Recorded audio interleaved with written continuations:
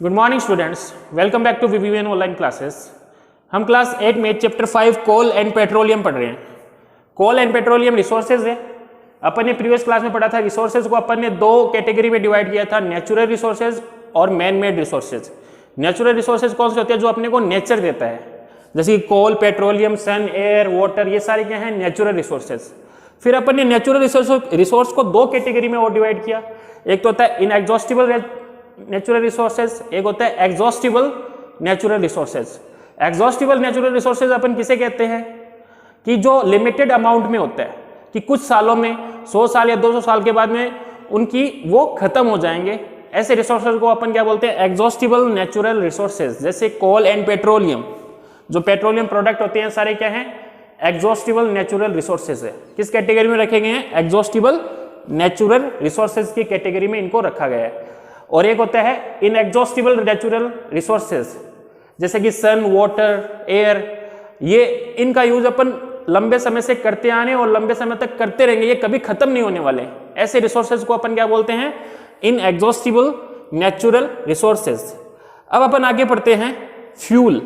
तो फ्यूल बेटा क्या होता है? वो चीज जो बर्न करने पे अपने को हीट देती है, उनको अपन क्या बोलते हैं? फ्यूल बोलते हैं। तो इसकी डेफिनेशन है, fuel is a substance which burn gives heat.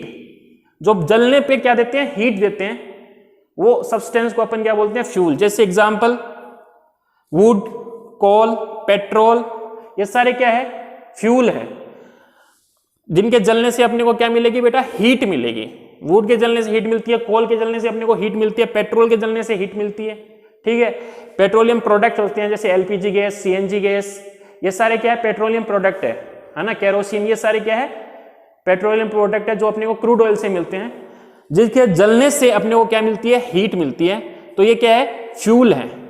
अब फ्यूल भी है, फ्यूल को भी डिवाइड किया गया है।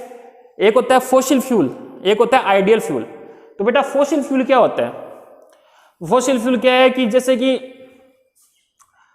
जो डेड प्लांट्स हैं, एनिमल्स हैं, अर्थ के अंदर बरीड होने के बाद में अर्थ के टेम्परेचर और प्रेशर की वजह से वो फ्यूल में चेंज हो जाते हैं। तो इसकी जो डेफिनेशन है, fossil fuel are the fuel which are form from the dead remains of living organisms over a long period of time. जो लिविंग ऑर्गेनिजम्स है वो डेड होने के बाद में अर्थ के अंदर बरीड होने से क्या अर्थ के टेम्परेचर और प्रेशर की वजह से वो किसके अंदर चेंज हो जाते हैं?